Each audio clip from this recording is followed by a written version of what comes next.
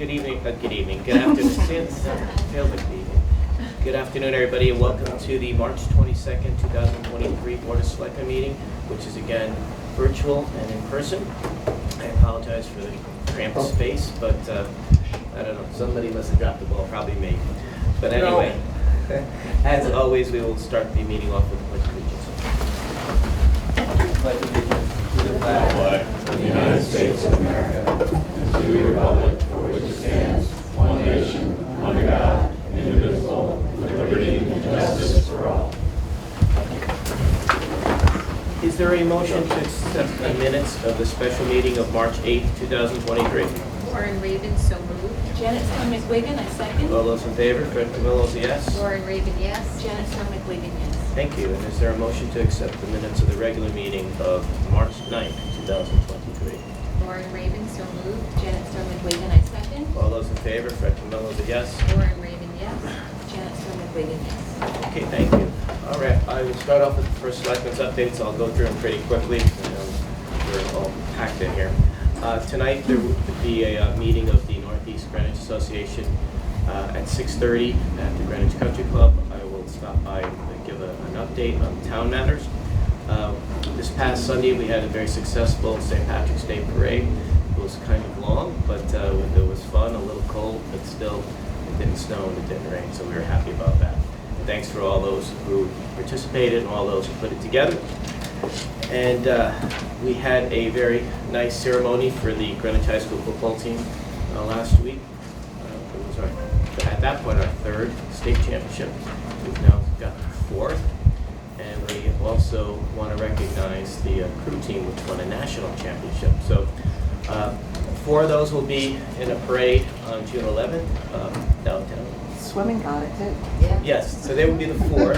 Crew is fit, but crew, because they're not all Greenwich High students, they're not going to be in the parade, but we're going to have a ceremony here for them at Town Hall. So again, Greenwich continues to be Titletown CT.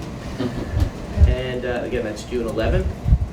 We will get the details of the route. It won't be a long one, but we're going to try. The thought is to leave down here back at Town Hall next to the Board of Education building and have some food trucks and maybe some local bands. So it'll be fun. Want to thank Tom McKinney for putting on a very nice cleanup day at Greenwich High School on Saturday. He does that every year now, local student, and we picked up a lot of trash there, so that was great. This Friday, 11 o'clock, we're going to be raising the Greek flag for Greek Independence Day. It's always the most challenging proclamation I have to read because the names are bad. I think I have a little bit of Greek in me too, and I can't do it at all. Thankfully, Karen Feslios will be there to help me out. And this Sunday, we'll be back in Old Greenwich for Cups and Cones for their 1-year anniversary. Successful business there on South Beach Avenue. March 28th, Bruce Museum will be opening up. They're going to have an event there at about, I think, 6:30. And also there's the United Way Mental Health Forum that same night. March 29th, JFS event at Sam Bridge at 7 o'clock. Let's see. Oh, my old friend Beth Bai, who I went to Catholic school with here, former state rep and state senator, is now the Commissioner of Early Childhood Education. She's coming down on the 31st to say hello. We're going to go visit some facilities here in town, early childhood education.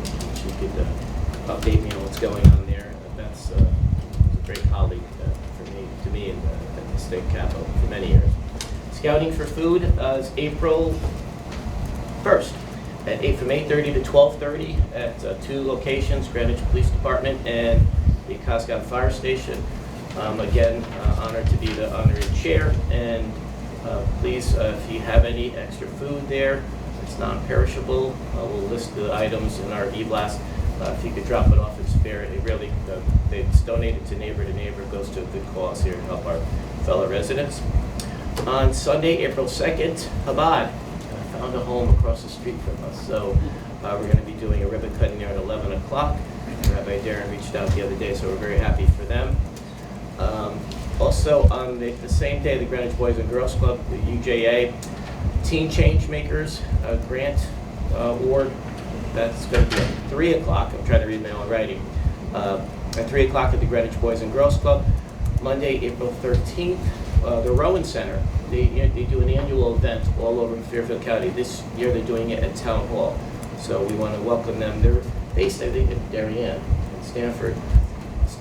I was in Darien for the last one before the pandemic. They deal with domestic violence. They do a very good job, so we're happy to host them on the 13th. April 4th, Greenwich Boys and Girls Club Youth Awards at 6 o'clock, Youth of the Year Award. Always a great night. April 6th, I am going to be at the Western Middle School for Career Day from 8 to 11. And I received a call from our congressman yesterday to tell us that we were awarded the $500,000. It was in the budget, federal budget for the dredging of Greenwich Harbor, which was up in the air a few weeks ago. So now that we're glad that's back on track. So, all good news, and I'll turn it over to Lauren. I know we have a packed agenda today and a packed audience. I usually just talk about some of the things that I've been working on or plan to work on. As I think people might remember from our last meeting, I've been on vacation, got to see my grandson only for the third time. He's 14 months. But our big thing that we're working on, or that I've been working on since I've been back from vacation, is the Central Middle School Building Committee. We had a pretty long meeting Monday evening and a pretty long meeting yesterday morning. What we are doing is going back to the educational specifications for the new Central Middle School and seeing what we can make a recommendation to the Board of Ed on in order to get into a more smaller footprint. The ed specs called for program space of 88,300 square foot and at a 65% utilization. And what that means is, room for stairways, bathrooms. I think when I talked last meeting, somebody had wrote in the paper that we're building a school without bathrooms, but that's not the case. Mechanicals, walls, things of that nature, count up for that. And there could be efficiencies as the building gets designed. So that would have made a square foot school of 135,846 square feet. That was the ed specs. The architect and the building committee met with all of the folks in education, Board of Ed, etc. And what they did is verify all the programs. So the ed specs said this. Now that we're talking to the professionals and the people who are actually going to utilize the building, what is it that you really need? And that brought it up to 91,554 square feet.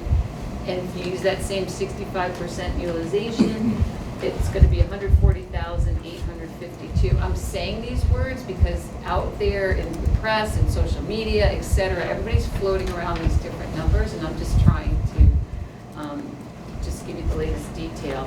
After our meeting, we are suggesting a program space of 81,544 square foot. So that's less than the ed specs, it's less than the verified program. Again, this is going to be our recommendation as the building committee to the Board of Ed. They'll have to decide what they're going to do with that recommendation. If they agree with it, then the square footage would be, again, I got to look at this little teeny, 125,450 square feet. So that was about 7 or 8 hours to get to that, and that's what I've been working on. Thank you, Lauren. Appreciate that. Janet? Good afternoon, Fred. I know we have a full agenda, so I will also try to make this brief.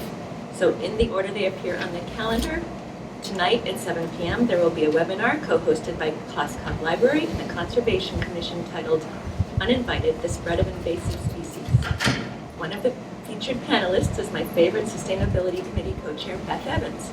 To register, please go to the Greenwich Library website.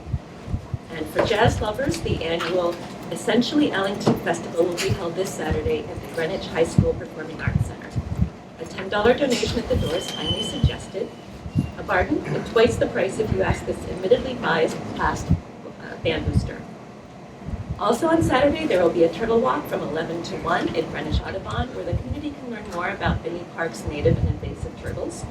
The Friends of Binney Park love the pond's turtles, but kindly ask the public not to feed them. We are still in budget season, and the BET's public hearing will be held on Wednesday, March 29th from 7 to 10 p.m. in the Town Hall meeting room. I note there is not a Zoom option, and because a large attendance is expected, and because it's important that the town make these hearings accessible, I respectfully ask the BET to make Zoom an option. On Saturday, April 1st, no fooling, the Waste Free Greenwich is hosting the Rethink Waste Fair in Christchurch from 11 a.m. to 3 p.m. This event is a great way to kick off Earth Month, and at noon during the fair, the Greenwich Sustainability Committee will present its first annual Sustainability Awards in conjunction with the town's Earth Day proclamation. The winners have been announced, but I will tell today's audience you need to come to meet just a few of the many deserving members of our community who are working to make our community sustainable. And I also want to note that on April 2nd, the Bruce Museum is having its grand opening at noon. So we will be there. There's a lot going on that day.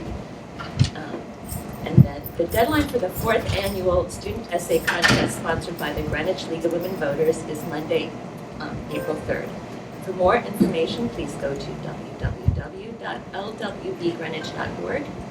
And as a past judge, as was Lauren, let me tell you, these students are impressive. Our future is in good hands.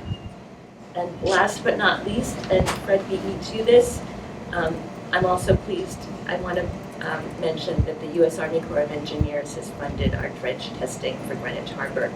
And many thanks go to Congressman Jim Hines for facilitating this. As you know, testing is the next step towards dredging the federal channel near Grass Island, which has not been dredged for 50 years. And I will end on this very positive note. Thank you very much, Shannon. Okay, going into old business. First up is Deputy Chief Greg Luann with the proposal of the new parking meter rates that we discussed 2 weeks ago. Well, for the record, Deputy Chief Gray, Greenwich Police Department. I'm the Director of Parking Services as well. Obviously, this is a second read for the meter rate change. We, after the first read, we gauged the response of the board and went back and revised the proposal. And so the revised proposal has reduced the actual increase for overall to $1.50 for Greenwich Avenue proper, $1.25 for the side roads, and $1 for the long-term lots. We also put together just a few more comparables for you. It seemed as if that the chosen communities weren't the ones we were looking for. We chose the Metro North straight down the line as a good indicator. You had mentioned Rye, so we just went a little bit further, straight out of New York City, straight up the line, and we added that to the packet. As you see from the packet, again, we are roughly in line with the rest of the communities. The 75 cents for the lot is actually less than, for the lots is less than every other community that we looked at. And again, part of the reason why we have this tiered approach to the parking is, for the parking inventory that we actually have downtown, which is, a premium location, we try to create some value in the back lots where there always is some parking versus those premium spots that are in the front at $1.50. And the hope, of course, is that this will encourage people to use the available spots to overcome human nature, to park in the closest spot, and actually see value in parking in the back. So that's it. Okay, well, thank you for coming back with the revision. I don't know if my colleagues have any questions, but I appreciate you taking that look at that. I know dollar-wise it wasn't a big deal, but percentage-wise it was, and we wanted to make sure people, we get what you're trying to do there, and it's actually, I think, the right thing to do. But also, with a lot of things going on and trying to get the as I said 2 weeks ago, the restaurants paying exactly what they should be, while still encouraging them to go outside. We want to make sure people are still, we don't throw too many negatives out there, and that's a perceived negative. So I appreciate you for taking that, advising that. Ditto, and I think that, as I mentioned a couple of weeks ago, we can think of this as phasing, reevaluate. If it's not really helping get people off of Greenwich Avenue and into the longer term, less expensive parking spots, then it's something that we have to think about again and have an attention. course, we'll always reevaluate. We're looking to manage a scarce resource. It's very difficult, competing interests, and there's only but so much of it. Well, I agree with my colleagues. Thank you very much for being responsive to our concerns. Thank you. Thank you. Okay, so I know you have another one, a couple, but we could take a vote on that. I know it's a new to revision, so it's technically new, but we already talked about when you were gonna come back, so it's been a couple weeks for people to weigh in, and I really haven't seen anything in the 2 weeks that we saw prior to that. I think it's pretty consistent with what you expressed at the first meeting. You know, there was some concerns about the percentage, but I think this is well in line with a reasonable. I think this is a compromise. Yeah, thank you. So we'll entertain a motion. So Lauren Raven, I move that we approve the revised amendment to the traffic ordinance for Chapter 14, Article 2, Section 14-9, A through D, and Section 14-21.1A. Janet Stone McWigan, I'm so glad all I have to say is I second that. All those in favor, Fred Camillo is a yes. Lauren Raven, yes. Janet Stone McWigan, yes. Thank you. Chief, you're batting second. Excellent. You're batting third and fourth, too. Which one is this one? This The is agenda. the mobile app. The mobile app, yes. The mobile app. This was just basically housekeeping. If there are any questions regarding it, I'd be more than happy to answer them, but all it does is just make it painfully obvious to the violator what it was, just so they don't make a argument about verbiage. No questions. Thank you very much. Thank you. Okay, Lauren Raven, I move to approve the amendment to the traffic ordinance, Chapter 14, Article 2, Section 14-34B. Janet Stone McWigan, I second. All those in favor, Fred Camillo is a yes. Lauren Raven, yes. Janet Stone McWigan, yes. Thank you. Okay, number 3 is Josephine Evaristo. From my perspective, there's no changes. However, the petitioner is here, Mr. Cora, and I believe that he had something that he wanted to add. I have none. Just Would for the you stand record, the one, Please identify yourself for the record. Sylvester Pecora, 43 Lexington Avenue in Leadville, Greenwich.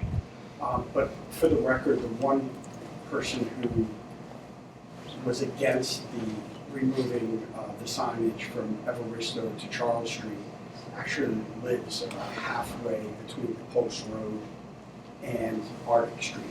So even though she was against it, she is for it for her area from Arctic Street north to the Post Road.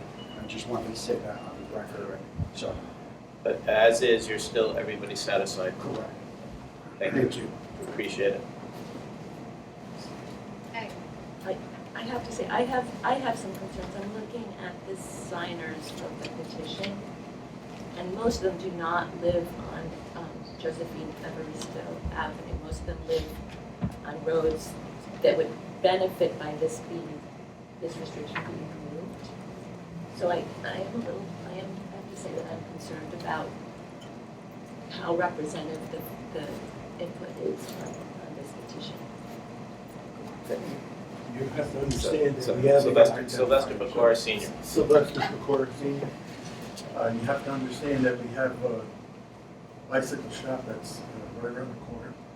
We have Cox and Graziano, Funeral. They park all of them. And it's very important for them to have those parking spaces. We always allowed it because the funeral home was there beforehand. 10 years ago, I fought to have that section done. And for 10 years, you didn't do anything. You didn't put any signs up, and all of a sudden, the signs came up. And I'm just back here to revisit it so that we have it the way it was. We don't have the problem they have at the other end. The other end, they had people parking from the car dealerships that they have, and they were parking on every little road that they could actually get. But on our section, that's not the case. If you look at Josephine Evaristo from Arctic to Charles Street, 52 Charles Street, my brother-in-law's house, and they park, they have more than one car, which they do, the tenants, they park on the side, which is Josephine Evaristo. And the other people feel the same way. They have parking, but not enough parking for the houses that they rent for. So they have to park on the road. But we also have the other people that we feel that they should have the ability to park there without getting a ticket. I would just add one thing, that parking services, after we received the petition, sent a notice, a written notice to everybody that was in the affected area, Arctic Street, Charles Street, and Evaristo. So they did receive a written notice from everybody. So in the affected area, they did receive it. Thank you, Chief. Okay. Ready to vote. Lauren Raven, I motion that we approve the amendment to traffic ordinance Schedule X, residential permit parking, PSP number 2022-027. Second, I will second it. Fred Camillo. All those in favor, Fred Camillo's a yes. Lauren Raven, yes. Janet Stone McWaven abstains. Okay, 0-1. Thank you. Cleanup. Okay, Mr. Barkat. It's a second read. I have nothing further to add, but we have Michael Kislick here, the engineer who's here, who could probably explain it best. There was some, in the interim, there were some notifications that came back from, again, those in the affected area. I know you're aware of them. They were added to the packet. Again, concerns about the loss of parking spaces. Thank you, Chief. That's it. And I met with Michael, we spoke. Yeah. Okay. In addition to being there on November 22nd last year. So we've heard both sides of this, and we still want to address the safety issues, but I'll let Michael. Yeah, Michael Kisleck for the record, Public Works. Just to go back to the original reason for doing this, the residents that expressed the safety concern, we feel that the recommendation that Public Works has put forward is the best and the appropriate thing to do given the constraints, on the roadway in the area, to remove that section of parking. So that is our recommendation. We don't see any other physical things that we could change there. It'd be expensive to widen the road, and it's not something we would typically do for private residences. We would work with the residents there for a permit if they wanted to build a private driveway, but that would be up to them. There is warning signage that we could put up, but it's nothing that's going to compel anybody to change their behavior. So our recommendation is what it is. Okay, no, thank you so much for taking another look at it. Again, my concern, is the same. I don't want to fix a problem and then create another one, which is basically affecting somebody's home value. And also quality of life, having to walk, and also creating another danger. So if they're parking down the road and it's a dark street and it's already people are complaining about that, you're placing people in harm's way. So I would be against this particular thing. I want to continue to work with you, whether I know our emergency medical units do not like bumps in the road, and I understand why, but this is not a major thoroughfare, and we do have speed bumps on other places, so I'd like to throw that out there as one possibility. I know some people don't think it slows cars down. I disagree. I think it does, because I've gone over them fast and hit my head, and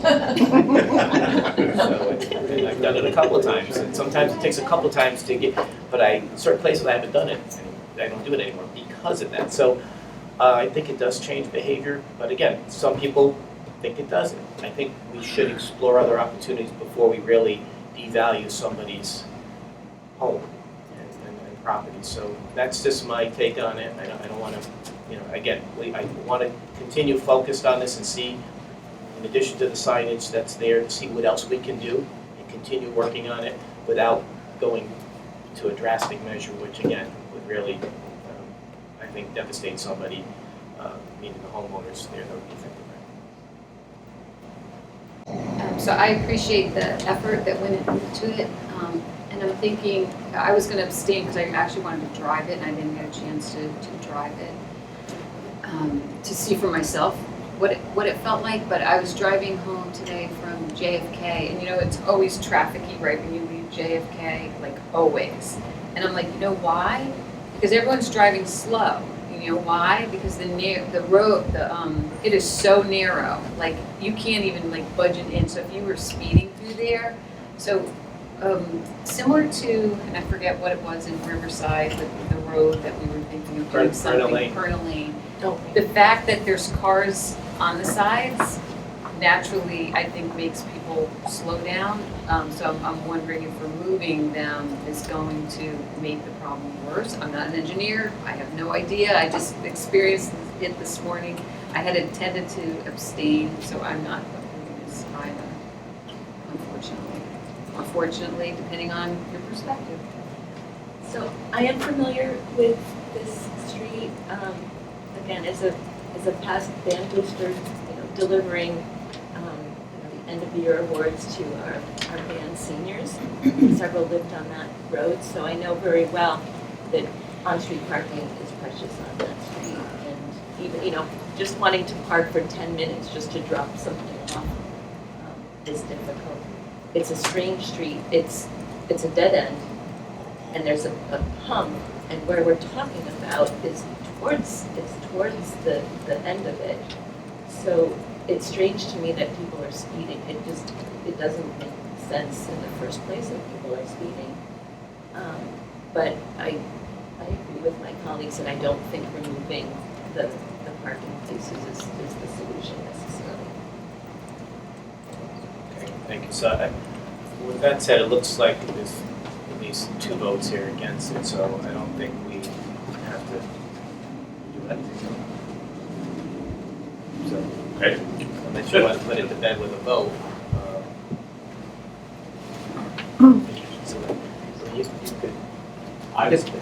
At this point, we presented it to the board. You decided what you Yeah, want to do next, so it's fine. I don't see a reason for a vote, because I'm happy to vote if you, but. No, I don't need to, I'm not trying to force it. Yeah, Just no. whatever the protocol requires. Yeah, I don't think we have to do, no, because I would say no action taken. 2, we'll continue working with, our engineers to see what we can do, without taking away the parking. But again, I understand where you're coming from, but it just creates another problem. But thank you, I appreciate your work. Thank you, Chief, appreciate it. Okay, going on to item E, which is the request for approval of the 2023 Greenwich Town Party Parade. We have my good friend Scott Waker here.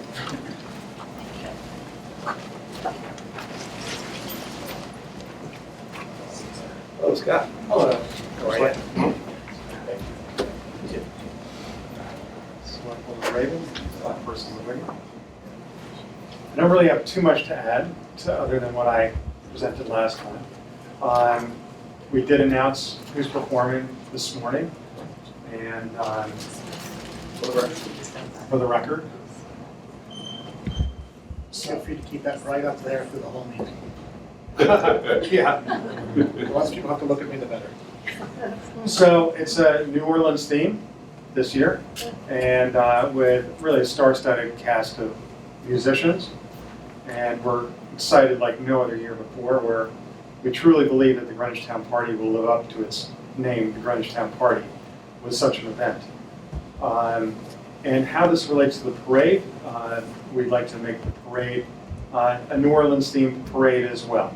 So that we have folks walking down the street and not throwing beads, because that wasn't allowed by the Greenwich Police, which is a good suggestion, but handing out beads along the way.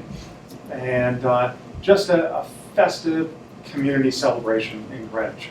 And we feel that the parade is really an extension of the Greenwich Town Party coming up that week. So I come before you asking for approval for the parade on Tuesday, May 23rd. Thank you, Scott. I've heard nothing but good things about this since we were here 2 weeks ago. So I have no questions at all, only thanks. Okay. And we look forward to, thank you, something that will be a throwback to the old block party we used to have here in the 70s and the 80s here in town. Is there anything else I need to do? No, all the permits are done, I think. Well, there's the next item on the agenda for the parking. Oh, that's the one person that clings. Yeah, Thank you. but let's do the vote on this one first, and then we'll go to your second one. Do you have a question? Yeah, just to your point, can we confirm that all of the parade permits are in order? They are. Okay. Everything has been submitted to the Greenwich Police at this point. Thank you. Okay. Okay, Lauren Raven, I motion that we approve the request for the 2023 Greenwich Town Party Parade, all the associated closures, etc., for Tuesday, May 23rd. Janet Stone McWigan, I second. All those in favor, Fred Camillo, say yes. Lauren Raven, yes. Janet Stone McWigan, yes. Thank you. And then the second item. Parking at One Horse Neck Lane with the Boys and Girls Club taking over that space. We respectfully request that we be permitted to use the One Horse Neck Lane parking spaces for the Greenwich Town Party on Saturday, May 27th. I have no questions. Is there a motion? Lauren Raven, I motion that we approve the request from the Greenwich Town Party for the use of Horse Neck parking lot on May 27th. Janet Stone McWigan, I second. All those in favor, Fred Camillo, say yes. Lauren Raven, yes. Janet Stone McWigan, yes. Scott, thank you so much. Thank you very much. Is there anything else I can do or in? No, we're just looking I forward think to that it. would. You want to be hidden from it? or- As you wish. No, it's up to you. I'll take it if you want. Please take it. Okay. All right. Thank you, everybody. Thank for you, your time. Scott. Excited. Okay, two more in old business, and then we'll be on to new business. Okay, we have the Board of Selectmen discussion and possible decision on the 88 grievance from Alan Gunsberg and Steph Cowie, and we have our Assistant Town Attorney, Amina Ahmed here. Thank you.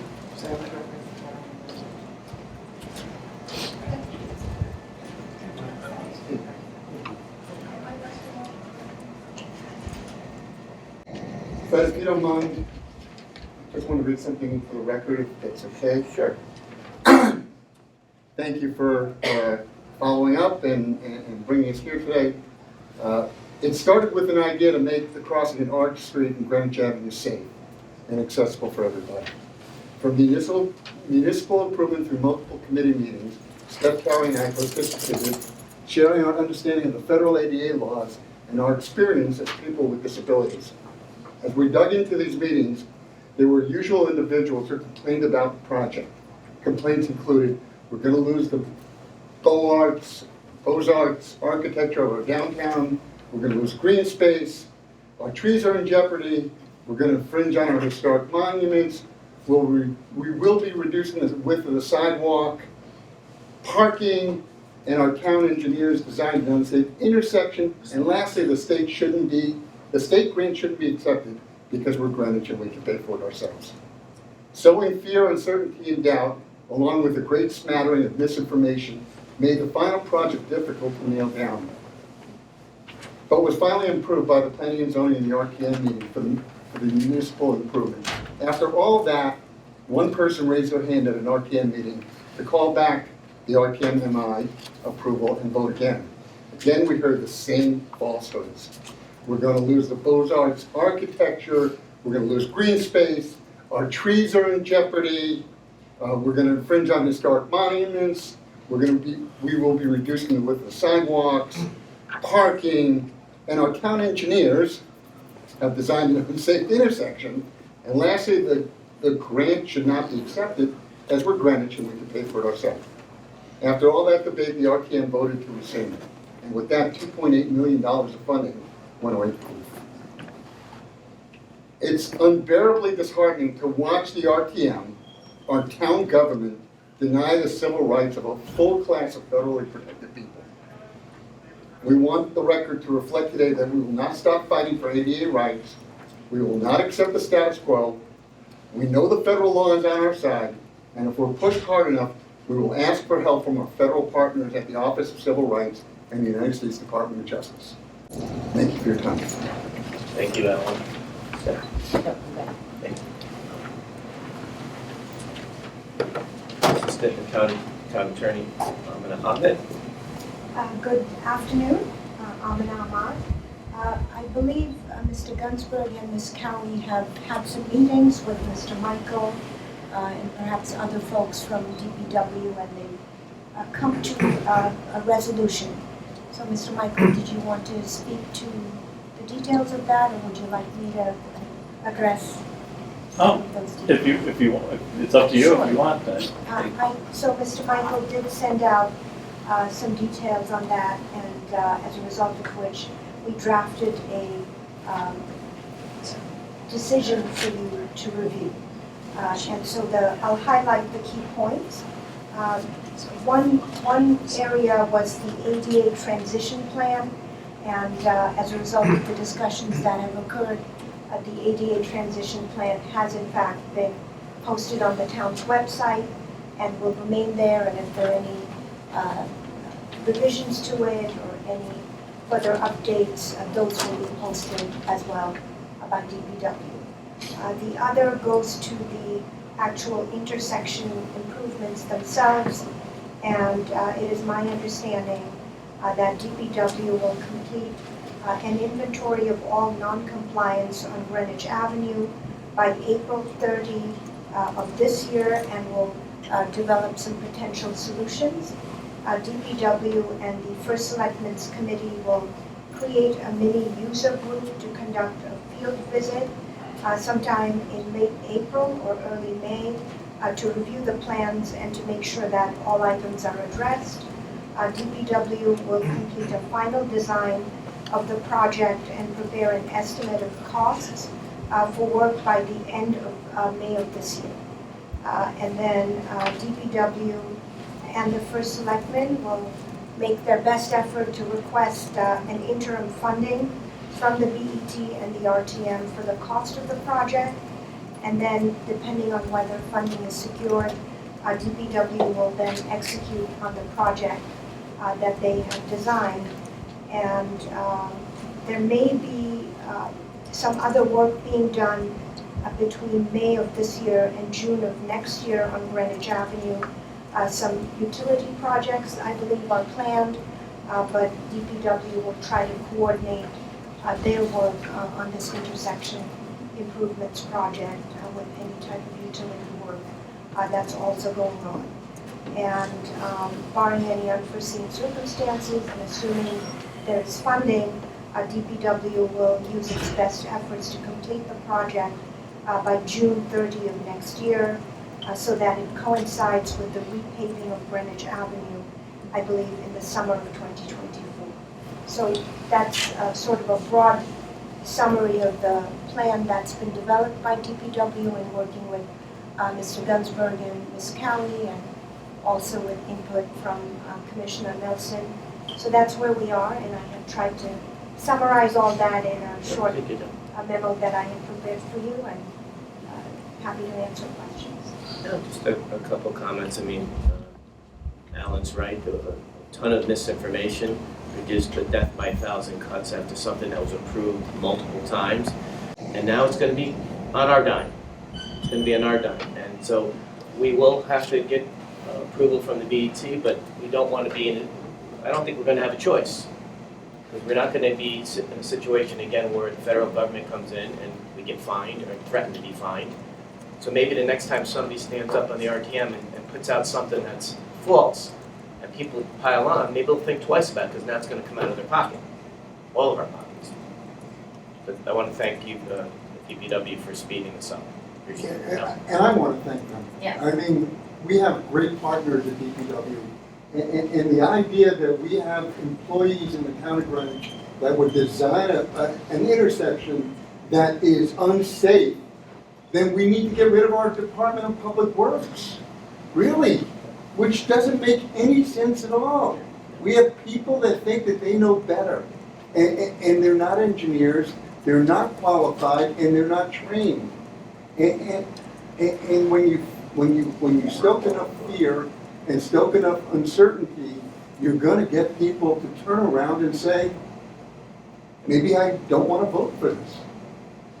But I want to thank Jim for not only putting the plan on the DPW website, for helping put it on the First Selectmen Advisory Council's website, on the town website. And I'd also like to tell you that as there more transition plans are being developed, whether by the Board of Ed or by Parks, we should be making them available so people understand how far behind we are, how much more we have to dig down and do, just to meet the minimum requirements of being, accessible. So thank you. No, thank you. You and I have had the conversations. Unfortunately, this has been the worst year pedestrian safety-wise in the state of Connecticut. We've had more people hit and killed, and it's all over the place. So it's you want to be beyond catch-up. You want to actually be ahead of it. So thank you so much. Fred, one other thing, and again, thank you to our Public Works, and Alan and I have talked about this quite a bit. That year time frame that we're waiting on for this to be done, we know you're going to go to the BET, but we want to ask for all for all the town to look at what is happening and to really understand this loss. And we will be very vocal when you need us to be. And again, this should not happen in the future. They did get a grant. They worked their butt off to get it. They were awarded something that was obviously the work that they do should be commended. And unfortunately, it went the other way. So we're ready to continue to say and speak very loud and clear that this needs to be done, and we thank them for their work. And we can thank you also for your advocacy, and you have partners here. We won't back down. Thank you. On it. We'll keep going forward in every section of town. Thanks. Thank you. Do we need a vote on this?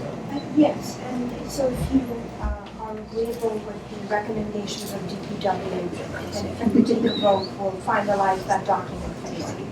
Great, okay. I like this. I just want to add that in this process, I think I'd appreciate if there was an effort to educate the public about what our different options are and whether they're feasible or not feasible. I know we've talked about lights for this intersection and whether that's a possibility or not a possibility.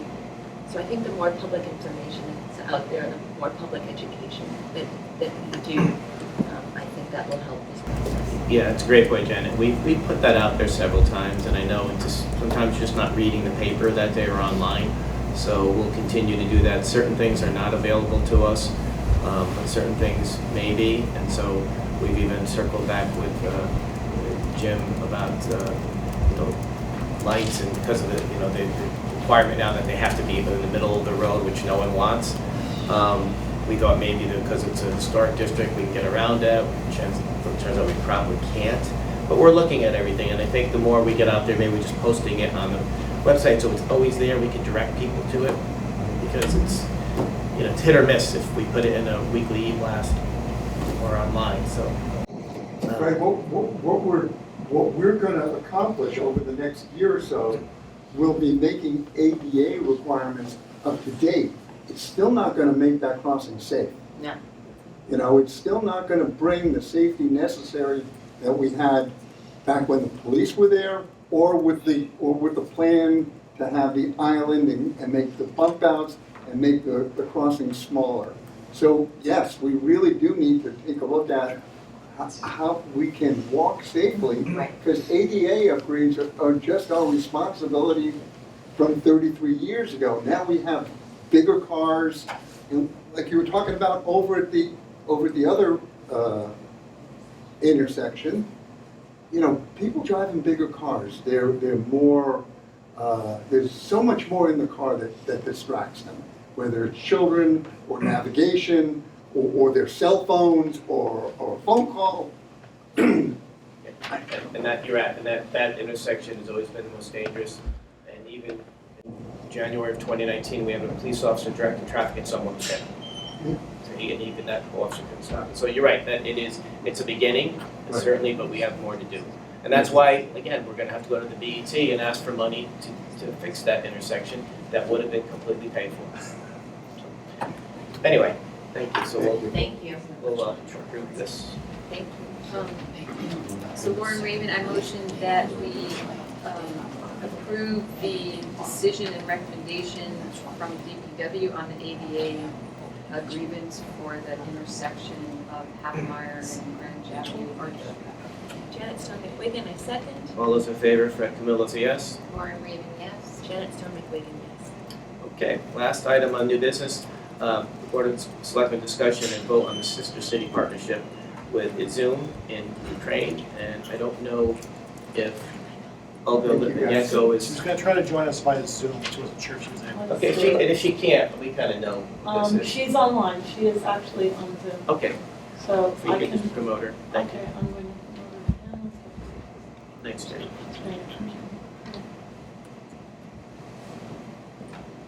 Thanks. Just while we're waiting, those who weren't here, this, we have at least 3 sister city partnerships.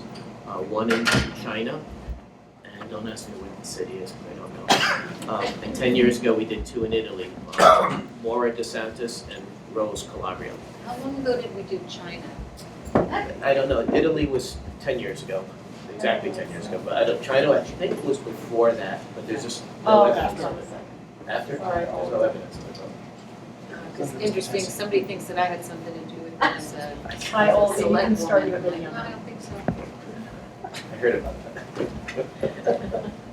So while we're waiting for Olga, I have 2 process questions. And I hope that my questions aren't perceived as any kind of pushback, because I'm absolutely, I want to support Ukraine and Greenwich's efforts to offer our support to Ukraine right now. But process-wise, I was asking at our last meeting if we were going to vote on it, and it wasn't clear to me that we were going to vote on it at this meeting. So Yeah, I think because we had, it's a second read, our intention is to vote on it.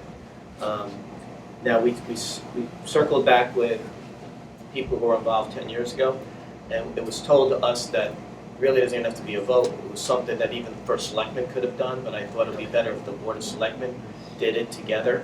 And it doesn't need RTM approval. that was Yeah, no, they did it, they did this, we checked in 2013, and I think with China, totally was a Board of Selectmen endeavor. And then I think I read in the paper that part of this Sister City program, Greenwich would offer financial support as well as moral support. No, Grant, what we're gonna do, I'm glad you asked that question, because I would have been out there and then we would have got criticized. No, we did, Olga and I have had conversations, and Dr. Lazar and myself, about eventually, on their own, just doing fundraisers like they do for everything. It's not a town, the town's not giving any money. The town agrees to do this, so they're agreeing to cultural exchanges. The mayor of Rose came here in 2013. I'm still waiting for an invitation to go back, but he never came. Just kidding. So it's our seal of endorsement. It's our seal of endorsing it, and thank you. And just, it'll be something that we can do volunteer. We don't have to, there's no mandates here, but it's just something to forge a bond with this community that is over 50,000 people, but today, due to the war, has only 22,000 people left. So it's our way of sort of solidarity, but also down the road, it can be something really fun and enriching for both the citizenry of Greenwich and the zoo. So She's on, she should be able to speak, can you unmute yourself? Hi, everybody, I'm here. Yes, it's just quite bad service, so I hope you can all hear me, but I'm here. Yes. Yeah, we can. Thank you so much, Olga. We're just explaining what this is and that how we're looking forward to the Sister City partnership with Zoom. And anything else you want to say before we formally vote on it? Yes, firstly, thank you so much for saying everything, Fred, and also clarifying the financial question, because that is important, and sometimes things get printed in the press that are not entirely accurate. So I think aside from that, this is a really exciting moment for the town of Greenwich and the city of the Zoom relationship. And I think that the cultural exchanges that we'll have available moving forward, if you all approve it, are going to be very enlightening and enlightening and just educational and for everybody in our town. So it really is a unique moment and a time to stand in solidarity, of course. So thank you so much. Thank you, Olga. And I don't know if colleagues have any comments or... Okay, thanks again. And is there a motion to enter into this Sister City Partnership? Lauren Raven, I motion that we enter into a sister city partnership with the Zoom. Janet Stone McWigan, I second. All those in favor, Fred Camillo's a yes. Lauren Raven, yes. Janet Stone McWigan, yes. Thank you very much. And thanks again, Alden. Thanks, Jenny. Okay, going on to new business. Jem's request for Hillside Road closure for the kids triathlon. And Tracy has a picture. This meeting, thank you for giving me the time to present. Thank you, Ken, for squeezing us in last minute. I hope you have the material there. It's identical other than the date to last year's request. To close Hillside out, it'll be about an hour. We're hoping less. This year we changed our agenda to not conflict with another event going on at the high school later that morning. Hillside Road, you said Yeah. Avenue. Oh, did I? I'm Yeah, sorry. just Yes, to Hillside clarify, for Road. the record, my house, so. There is an avenue. Yes, we yes, I we know. would be getting emails from people, including So a DET member. our plan is the same. The same flyers will go out to the residents on Hillside, letting them know the times that will be, and it's not complete closure to residents. We will escort them in and out safely as to not affect the children's safety. Okay, thanks. So this will be out there. The press will be reporting it, so we'll have the second read. But any concerns, we'll certainly relay to you. Thanks so much. Thank you for your time. Thank you. Good day. Thank you. You too. Okay, next up is a request for an approval of a lease with the Greenwich Arts Council. Valerie Maines-Keeney's here. Good afternoon to the Board of Selectmen. It's a pleasure to be here. Valerie Maines-Keeney, Assistant Town Attorney. I'm here on this item to discuss the proposal for a new lease for the Greenwich Arts Council, Inc. As you all know, is on Greenwich Avenue. And there have been many leases in the past, in fact, going back to 2000. And so this item is for a new 10-year lease, which will commence, if approved by the RTM, for another 10 years. The current lease is in effect, until April of 2024, but there have been some discussions about a few items, and the parties are in agreement regarding those items, a substantial agreement. And so therefore, the current lease, if approved before April 2024, which I anticipate it would be, would terminate pursuant to this new lease, and the new lease would take effect. It's very much like the lease in effect. There are a few changes with respect to use of the common areas on the second and third floor. There's a provision regarding lawn signs and outside artwork, and really no other changes. So I'm sure this board is very familiar with the wonderful work of the Greenwich Arts Council and the center and that building. And so then the vote would be for support of this new 10-year lease and concept. There'll be another read down the line. And then to vote for municipal approval status and referral to the Planning and Zoning Commission. Okay. Thank you. Any questions for Valerie? Okay, so we'll give it 2 weeks, and then we'll vote. Thank you. That's terrific. If I may, just in closing, this may be my last Board of Select meeting as Assistant Town Attorney, and I'd love to say that I thank you for your cordiality always in all matters I've brought to your attention. It's been my honor, pleasure, and privilege to work for the town of Greenwich, and I thank you.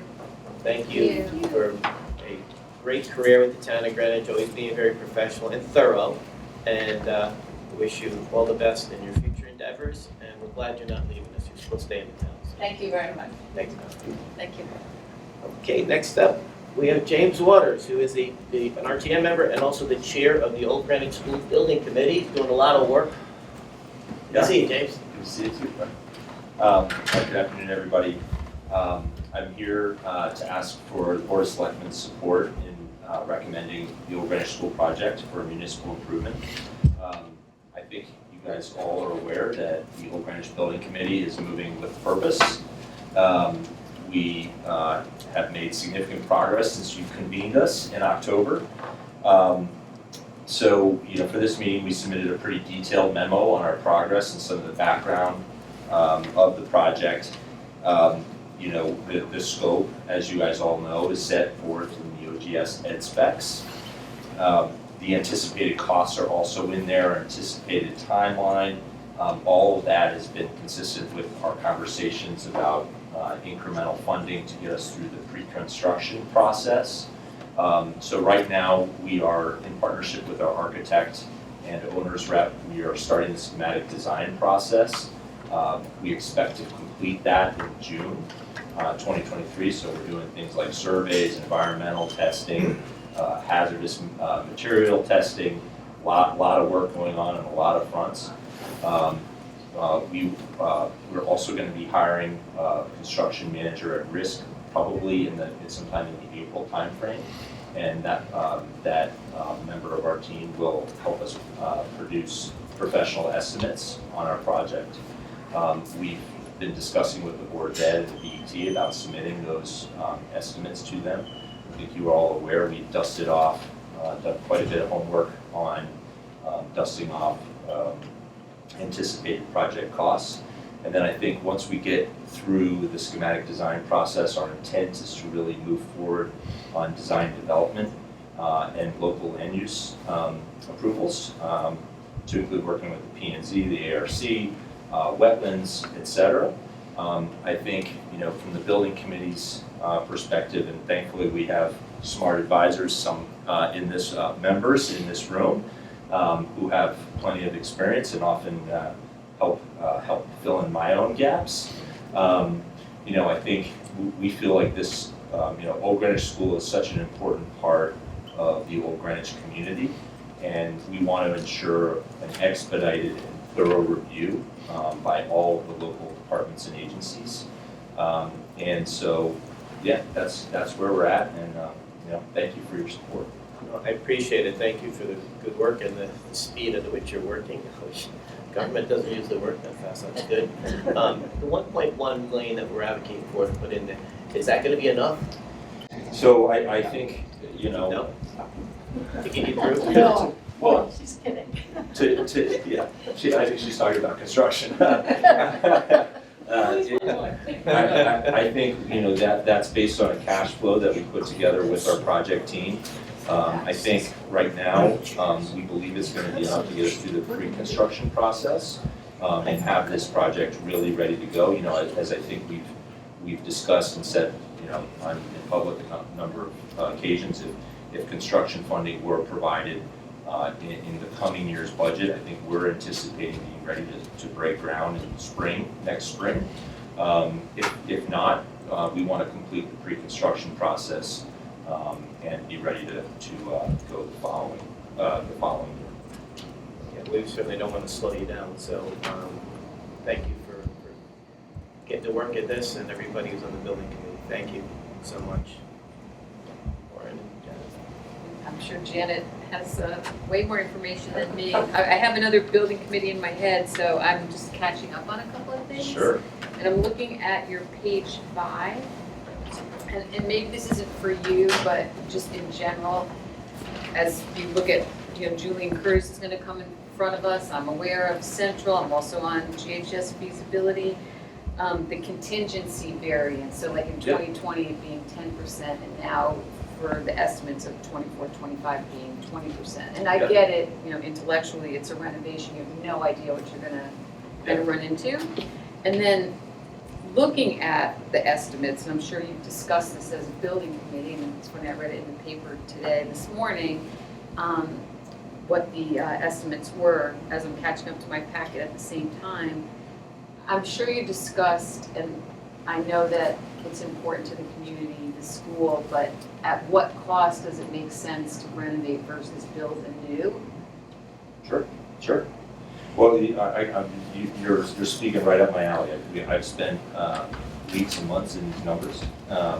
And so, look, I think the bottom line on the contingency, we've explained this to the Board of Ed and to the BET, that, I think the building committee's view, and we shared this with the Board of Ed, and they endorsed these numbers on this page, is that, we don't believe it's appropriate for new construction building to have a 10% contingency. We also just wanted to raise awareness with the town on really, how construction costs have increased since 2020 when these numbers were first produced. So we want to ensure, really good transparency. And so, I think what our numbers here do is they're just the facts, right? It's math. I was thankful for the guidance of Mike Mason and saying, look, if you're doing a renovation, it's got to be a 20% contingency. You're unwise to go forward elsewhere. So I briefed the Board of Ed that. As far as new construction, so we have met with the BET chair about that, we have communicated. We've pulled comps on Connecticut new construction based on the 2021, 2022, and 2023 priority list. The average cost for new construction in that time period in the state of Connecticut is $734 a square foot. And I know that's different than the numbers that have been used elsewhere in other projects, but I actually shared that with the Central Building Committee chair, and shared that with the school district as well. We are going to have our professionals take a look at providing a rough estimate. Obviously, our specs, as you know, don't call for new construction, but we are going to do that analysis. What I have communicated is that I believe the numbers we have put together on assessing new construction, we think the cost is roughly going to be double. So, we're gonna move forward on our mandate. Ed specs will produce, good estimates by professionals, not just cost escalations and things like that. We'll share that. We'll also do the same with this kind of rough estimate on new construction, and we'll let the decision makers decide. But, at this stage, I think we have no reason to believe that we'll be shifting course. And I think, what we're hearing from Old Greenwich, where many of us are residents, is people don't want to wait. They're ready for this. They think the town, needs to get this project done. Thank you. Yeah. So thank you. If I don't have questions now, it's because I am the board's liaison to the building committee. I can't say thank you enough for all the work that has gone into this, and individually, the number of hours that the building committee members are putting in is just so impressive. The committee's really made my job easy because they are so good at communicating with our community. It's definitely not my first time observing a building committee, but it is my first time sitting on a committee. And I have to say, I only wish for other building committees to have the same experience I'm having. Everybody on this committee is so impressive with their experience and their commitment to this project. This town absolutely would benefit if every building committee were like this building committee. I couldn't agree with that more. I mean, we're really lucky to have a great team. I said that before the RTM, and that was important to me. And fortunately, I think we do have that. We have truly some great experience on our team, which has been helpful, and a lot of collaboration, people challenging each other in a respectful way, and so we can come to good decisions. I couldn't thank you enough, and frankly, you guys deserve credit for it because you guys picked the members of that committee. So thank you. Thanks again, and for not only what you've done, but what work you're gonna do. It's a lot of Yeah, we got a long way to go. You do, but you're moving quickly. Every Tuesday, 7 a.m. Maybe it's the new model. Government is going quick. Thanks, thank you so much. Only after an RTM meeting. So, I know it's a first read, but, do you want to hold up the 2 weeks, or? Yes. I think that, yeah, we should stick with It's the not, process, but it's you not know- urgent. If it was urgent, we would go, okay. But you know where my vote's gonna be, so. I think, yeah, they all know. All right. So thank you so much. Okay. Couple more days, that's what off. Thanks so much. Okay, good work there. Last item on new business is discussion of the state of anti-Semitism in Greenwich. You deserve that. Eric Clark Siegel of the American Youth Committee is here with lots of friends. Hi, everyone. I have some slides, but I think the best way is probably to just do this as a conversation, if that's okay. So I was looking for your. Oh, no, we were watching on Zoom. So my name is Myra Clark Siegel. I am the Regional Director of AJC, the American Jewish Committee, Westchester and Connecticut. We oversee all of Connecticut, and I want to thank First Selectman Camillo for having us today. We have had ongoing conversations on this issue, and I want to thank all of you for this opportunity to really address this very important issue with all of you. So my name is Myra Clark Siegel. We have leaders of our Government Outreach Committee here with us in person and watching on Zoom. And we're all here because we're all in agreement on an issue that really is very prevalent for all of us in civil society. And I guess so I will start off, and I'll be happy to provide this deck for you all if you'd like as collateral, but I really think that it's important to have it as a conversation. You know, recently I was driving my son to school, and I passed by a church. And when I passed by this church, it had a sign that said, "Our doors are open, come on in." And I thought to myself, A, how wonderful to see a sign like that as we're all trying to emerge from COVID and everybody being isolated from one another, and how wonderful to see an affirmational sign like that welcoming people in and getting back to community and society being together. And at the same time, I realized I would never see that sign outside a synagogue, anywhere in this country, because the Jewish community is unfortunately under very significant threat. And we have seen that rising over time. Not affiliated with any political party, not affiliated with any particular reason, but what we have seen is what we have been watching at AJC in terms of Europe and anti-Semitism in Europe for the past over 2 decades, as we were seeing this rise of attacks and hate crimes and incidents that were taking place in Europe. And I remember we had a major session at our national conference, global conference a few years ago, where we asked the question, is there a place for the Jewish community in Europe? And our experts from our offices at AJC, and I'll speak a little bit about AJC in a moment, but our experts looked at us and said, you all are kidding yourselves if you think this is unique to Europe. Watch, and it is going to happen in the United States as well. And this was only a few years ago. And unfortunately, their predictions have borne out. So by way of a little bit of background, AJC, or the American Jewish Committee, is the oldest Jewish civil rights organization in the United States. We were founded in 1906. And one of the primary principles that we were founded on is pluralism and democratic values, a little d, because we are nonpartisan, and fiercely so, because the issues that we work on are too important for any one political affiliation. And so those issues in terms of pluralism and ensuring the rights for everyone continue every single day on the work that we do together every single day from 1906 through today. And what we have found is unfortunately a rise in anti-Semitism here in the United States.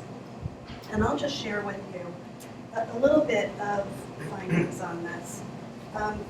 After the Tree of Life massacre that we all experienced and witnessed and were horrified by in Pittsburgh, which was the worst attack on the Jewish community on American soil in history, we were hearing from the Jewish community a great deal of concern, a great deal of angst. And we wanted to understand if what we were hearing was a one-off reaction to the Tree of Life attack, or if it was the sign of something deeper. So what we did was we launched a survey of the American Jewish community to really assess and have a truly data-driven understanding of what the Jewish community was experiencing. What we have done subsequently every year is that same survey, but also a parallel survey of general society to really understand where is there commonality understanding, but also where are the discrepancies. Again, so we have these baseline information, but also what do we need to do with society to ensure that society overall is healthier. And so I just want to touch on some of that with you all and then talk about some actions that we can take, because we don't believe in just looking at things and looking at the glass as half full. We really want to say, how can we rise that glass to half full? What can we do as civil society members and community leaders together? So I just want to share a little bit with you all, and I will provide this to you all. The findings, sorry, I thought I pulled them all out. What we found is our newest survey we conducted in the fall, and this is the largest, let me get to each of this, the largest survey of its kind that is conducted here. Oh, Fred, I gave you the wrong one. I apologize. It's part of the deck. The largest research survey of its kind of the American Jewish community. And I just want to share some of these highlights with you. Because what we have found is, in fact, that if you look at the Jewish community today, 41% of the American Jewish community, 4 in 10, feel less safe in the United States now than they did even a year ago.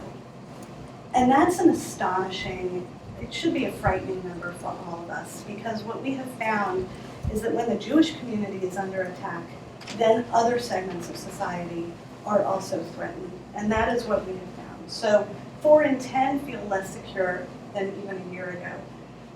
Astonishingly also, fully 1 out of every 4 American Jews has been the personal victim of some sort of attack.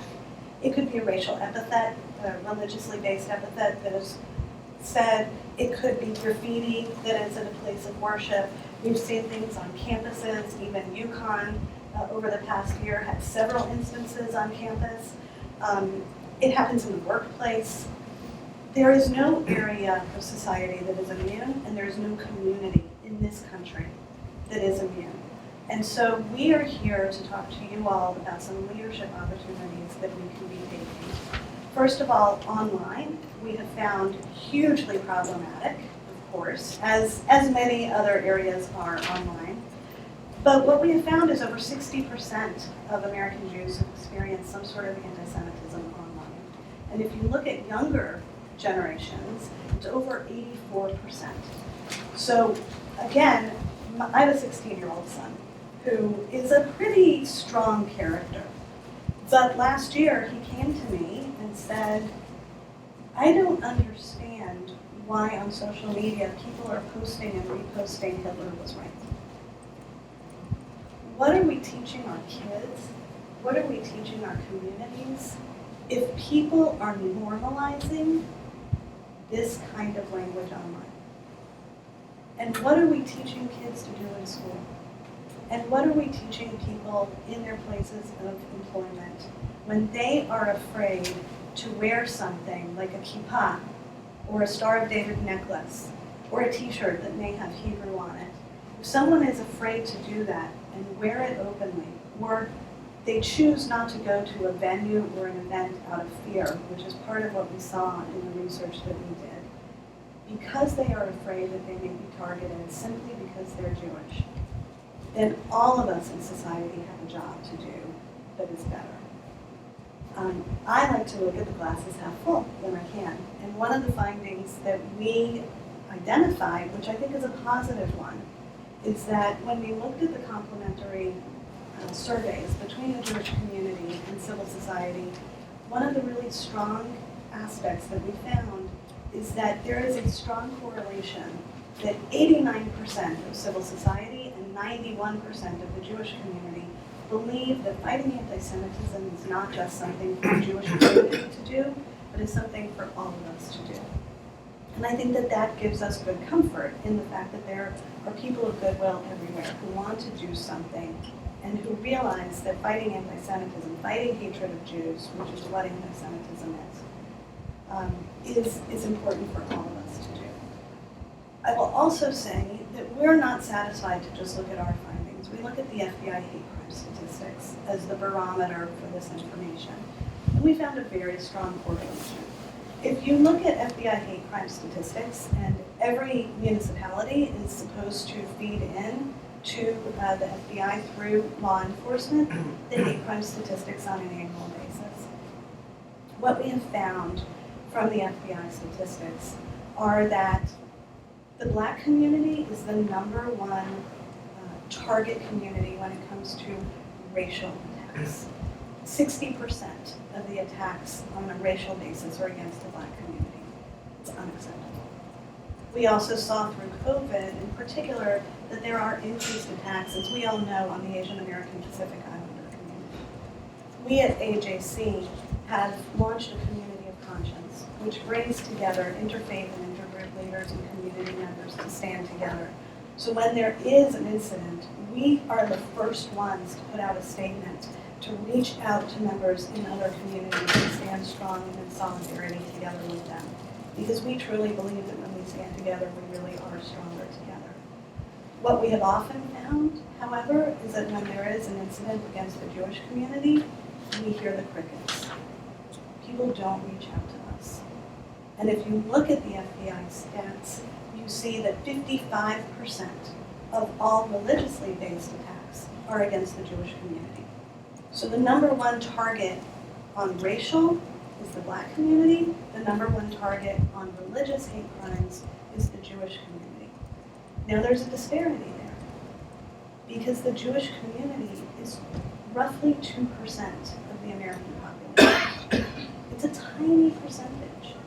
And yet we are the #1 target of all religiously based hate crimes. And any one attack, any one incident is one too many. So what we have done is we have launched at AJC a call to action for local and state government, for corporations, for media, for social media, and we have several recommendations. We also have a primer that we developed called Translate Hate, which is a visual primer that takes anti-Semitic tropes and identifies them so we can use this as awareness. The more we can raise awareness, the better we can do to make sure that people are sensitive to these things and take action. One of the strongest things that we also recommend is there is a working definition of anti-Semitism called the International Holocaust Remembrance Alliance. It's a mouthful. The acronym is IHRA, I-H-R-A, and it is an NGO definition that many organizations of Holocaust experts and anti-Semitism experts work together over time to try to develop this definition of anti-Semitism. It's a working definition.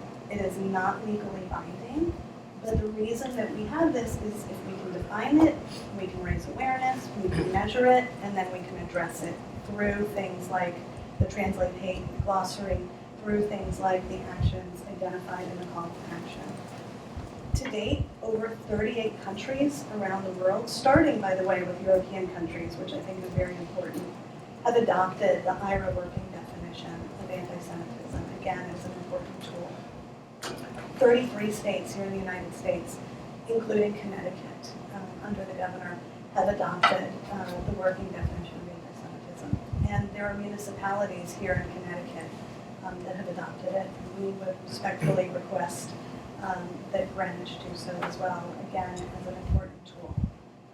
We are truly here as resources and as partners and as proud residents here in Greenwich to work together with you all.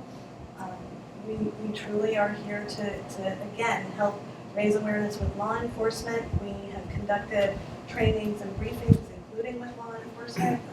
For Selectmen, Camilla recommended some individuals when we did a joint training actually with a Muslim partner of ours on, it's called Tackle, and it was training that we did nationally on identifying these issues and how to address them collectively. So this is a little bit of a snapshot. I know that this has been a long meeting that you all have had already, but again, I will be happy to provide you all with the slides. You have the highlights of some of the findings here. We are truly here as partners and constituents to thank you for your attention to this, to ask for your partnership, to ask you all to adopt the IRA working definition as an important tool. And again, we are here for you in whatever way we can. So I want to thank you all on behalf of everybody here with me and on Zoom, and see if you have any questions. Myra, thank you so much. Again, I remember a lot of the statistics from our meeting. And as you said, one incident is one too many. You want to get that. The goal should always be none. Knowing full well that you may not see that, but you certainly have to keep moving in that direction. And so there's got to be, I think we all will agree, just no tolerance for anything. I mean, it can even be violence and attacks against working groups like the police. We've seen that spiking around the country. So I think you have to condemn it whenever it appears, but it's always good, I think, to stand be a little proactive. So I certainly would support this. We've had many conversations, so I will back off and let my colleagues ask questions or make some comments. So I agree with my colleague here that we can have no tolerance for intolerance. The work of organizations like yours, like the Anti-Defamation League, is so critical for our community. So thank you for all you do. Ditto. Thanks for bringing it to our attention and raising the awareness. Agree, no tolerance for intolerance. And I'm very intrigued by what we can do as a town to adopt the IRA definition, whether we have to take a formal vote, and I was looking at some of the kind of like the calls to action that you were expecting us as the town leadership, and I'm in 100% support and where we can partner and get the message out and do what we can. I think I speak for my colleagues that we're ready, willing, and able. Thank you, both my colleagues. And where this has been adopted in other municipalities, I think I may have asked you this before, has it been the act of the legislature or the executive branch? So it depends on each municipality. What we have seen most recently is an executive order or a proclamation that is done. And that's what we do. That would be my thought, and I'll confirm with our town attorney, but that would be my thought, that would be it, rest with this branch. But why don't we, just to make sure, I guess, we maybe have a formal vote in 2 weeks on this, but I think you know where it's going. But I just want to make sure, because if we vote to do this, and it turns out that unless there was another entity that needed to approve it, Sure. Give it 10 minutes and I'll have an email. Right. if that. Yeah, if that. So, but Sure. I think we're very, very grateful for you coming here today. Thank you. And getting this out. And certainly, anything we can do to help just enlighten people and promote these facts so that people are aware of them. Maybe a little bit more aware of what others are doing online. Sometimes online, all of its great benefits it has, the modern technologies, sometimes it can be a horror show with just everything. So, no, I appreciate it. So we'll just confirm that we're going to confirm it, and then we'll take a formal vote. Great. And we're here as resources, and again, I'll just underscore that it is not legally binding. And, I think that that's one of the strengths actually of the definition, that it's a definition, and it's a useful tool. And I will also add one more thing. Free speech is something that we champion deeply, and that is number one. So that in no way, comes into any sort of challenge or conflict when it comes to adopting a working definition or utilizing it at all. But free speech, number one, 100%. We may not like when someone, says something terrible to us, but of course, that is something that we champion very much. It's what we all are here as part of a democracy for. So. Yeah, I think you're really championing civility, respect, and just mutual bond with your fellow human being. I think we all lot of debates, and we all respect the First Amendment, but right, it's coming at it from the civility. So I was looking at the checklist, that's why I was like, I knew something was in our packet. So there's, in addition to the working definition, making sure law enforcement reports hate crimes, which I'm gonna have to assume. Our Greenwich Police Department does that, but then establishing a point of contact in the First Selectmen's office to serve as a liaison. So we'll figure that out in the next weeks. And we'll do a formal vote. Sounds great. Thank you so much. Thank you all very much. End too.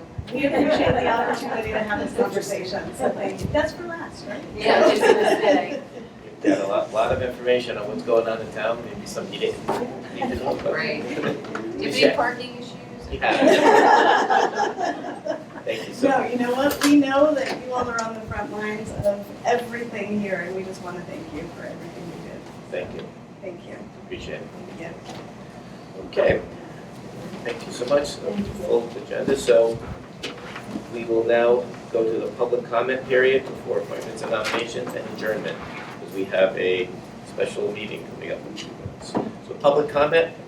Peter has his hand raised. Anyone else? Just you.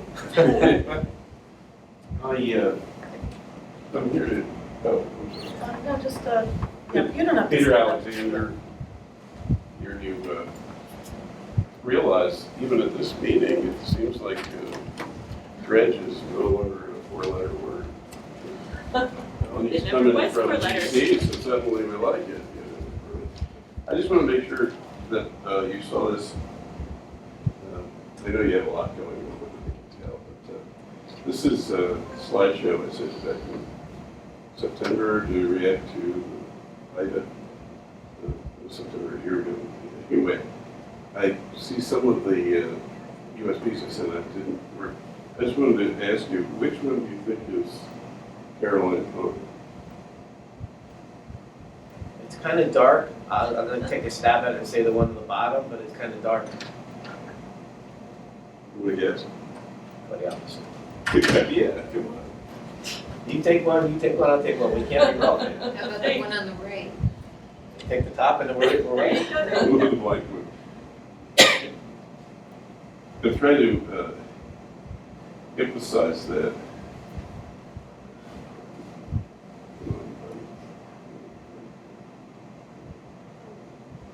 Don't pull it up, I'm going to win. I completely came upon this accidentally. Right. And I was looking to get the permit process going on a project in Rye. And the contractor, I just wanted a RFP that really didn't count, just to make sure he had time to do it. And what amazed me about this is that it's so gentle. Yeah, do you want to share with people? I'd be happy to. It was, And then, if I could start at the beginning. and then, no, then what the ask is, so we have another meeting. Yeah, I So would. they're dredging, is this dredging that's going on in this? Well, sort of. But what I'm really here to do, as you may know, is that I am so excited this is so easy, this machine, to reduce employment prices. It's in 70 countries, been around for 30 years. I'm not a salesman, I'm expecting it. And one of the things that really makes it unusual is that first, whoever chose Finland, in part chose it because it was a privately held, of 188,000 lakes in Finland, it was privately held, and it finally started to smell. And action was taken, and this was pretty well documented just at the beginning. It's so exciting, the new equipment. Instead of tripping it out to Pennsylvania or someplace like that, like we're suggested to here, you can actually use it on shore. And what you do is you pump it into like giant socks, and then you can filter it out. But the cool thing about that is if you have some bad stuff in the muck, you can treat it as it goes. And then, in the end, it's very beneficial. But before we get to that, the reason I'm here is I would like to have shared promises that we wouldn't sue each other. Because, I promise you I'm not gonna sue you, but. and I'm looking for a Why dollar. would we sue you? What is It your happens, ask? we've worked in 30 He wants to countries. do the work in that pond, and he wants us to identify. So Caroline, you're talking about Caroline Pond. Yeah, So look like just- Caroline Just Pond. for the benefit of our, People live with, yes, and again, last year, I thought that the answer was no from the town for liability reasons. I know you wanted to go over where the pump station is on Den Lane, or Den Lane. Have you spoken to Elizabeth Evans? Because I know when Pat Sesto was here, she was heavily involved with questions on this, in this area with the river. Have you spoken to her? Because again, you're asking us to approve something where, again, we've been told no over and over again. So I don't know what else we can do. Yeah, I haven't been told. Yeah, I think you have in emails. There were some emails that were, I don't know Well, if you saw. formalize. but just to be, Say no. again, just to state the ask so that the public understands, you're asking if you could dredge Caroline Pond. No, No. that's part of the Army Corps and so forth. What I'm here today about, and also testing, I was only going to be here for permission to have the contractor walk along the stream that is draining 25 square miles of runoff, and it's half as wide as this room. And what Ida did was it brought in so many small rocks, which could save the town some money, we can harness them, certainly with the concrete. That's in the future. Right now, the migratory fish season, I checked it, we're down to 4 inches of high tide. In the It center. could be 7 feet In the center? in the center of it. So what, Yeah. all we want to do is have the guy walk along and he can grab a couple of cubic yards of the debris that Ida brought. So Turn it so over you, and we pass talked it. about Mr. Mertz?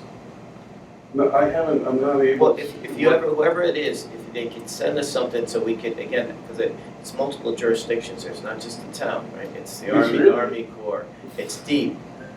What Westchester County was involved with it last time, so that body of water touches a lot of jurisdictions, so I just want to make sure that we can't, I don't think we're able to say anything here and to give you, you know, a dollar agreement. I don't think we're in the process, in a position to do that.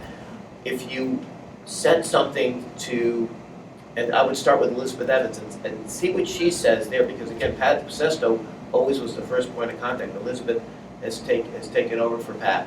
I would start there. I know you were supposed to go see her the other day. I don't know, she wasn't there, you said. No, just, I did talk to her for a minute, but she never got back to me. All right, well, I think you gotta start there, because I don't think we have the jurisdiction here to sign off on it. I really don't, because we've been told over and over and over again, every time we would bring something up, that it wasn't even just Greenwich. We had to go to the Army Corps, we had DEEP was involved. So you know, I don't wanna give you the wrong impression that we can just say, yeah, it's fine, because again, I know you're coming at it from a really good place, and it's frustrating, but it's government, it's not just one government, it's multiple jurisdictions. That's when we're dredging. What we're doing here is restoring the migratory fish channel. You're still touching it. DEEP, it's only town land. Nothing. Every time I'm getting different information from you, Peter, honestly, every time, when I was in the legislature, every time it came up, it was, DEEP was involved, the Army Corps was involved, it also touches Westchester County, so I don't know if we can go in It here. doesn't, this is an Alright, so area really small. Alright, so why don't you send that email today to Elizabeth Evans, copy the 3 of us on it, and Because it sounds like that would be a better use of time to meet with her rather than try to do public comment with, because we may not be, we're not, We're not we're the not, authority. yeah, we're not. Authority. So I I think, just want to inform you that the blocking, the people responsible for blocking the migratory fish are responsible. And that season where you can disturb it, so the anadromous and diadromous get up ends April 1st. But I like to think of it as March 31st. So this is a very, very time sensitive. And the major player, after we proved that the DEEP was delighted that it is tidal, all the way to the north end of Carolina Pond. So if you're talking about all the dredging and the $35 million Schumer got to make the roads bigger and so forth, that's all going to be available. I've been working with them on a similar part of this for 10 or 12 years. What I'm talking about right now is restoring the anadromous fish and get the eels back. Okay, Bring no. the eels back to Pemberwick. no, and I think we're also I'm not sure everyone's in favor of that. anything. So all I want to do is be appointed by something, you guys can make it up. And I get the same coverage like I did for 15 years at HTC, where I was working for the town. That's all I'm asking. All right. But Peter, I think that you would get a clearer answer if your ask was clear. Because what this says is 3-day permission sought with CT deep input. Right. Town cost at present $1 to initiate mutual indemnification applied to Town of Greenwich shared with Peter Alexander. But there's no actual ask. Actual what? Ask. You're not, what you Oh, want. no. I just want. But you have to make it clear so I that just we want can say yes or no. indemnification. Or as an example. As an example, when I did the Hey, one. you know what, here's what, we have to go, here's what I'm gonna do. I'm We gonna, want two. all right, Peter, what I'm gonna do is I will personally take this up there today to see her, and I'll also stop to see Megan, and also, And make sure we do some double sampling when they're taking the cake. Keep them in a separate location. Okay, Like doing the harbor. okay, I'll personally take that up there too. But thank you so much for putting that together. Appreciate it. Is there any more comments? Okay, any appointments or nothing? Is there a motion to adjourn? Lauren Raven, so moved. Janet Stone McLean, I second. All those in favor, Frank Camillo, a yes. Lauren Raven, yes. Janet Stone McLean, yes. Thank you, Jenny. Thank you, Ken. Thank you, everybody, for coming in today. Appreciate it. Barbara, thank you for your patience. Standing by. Don, thank you so much, as always, in the back. Not a problem.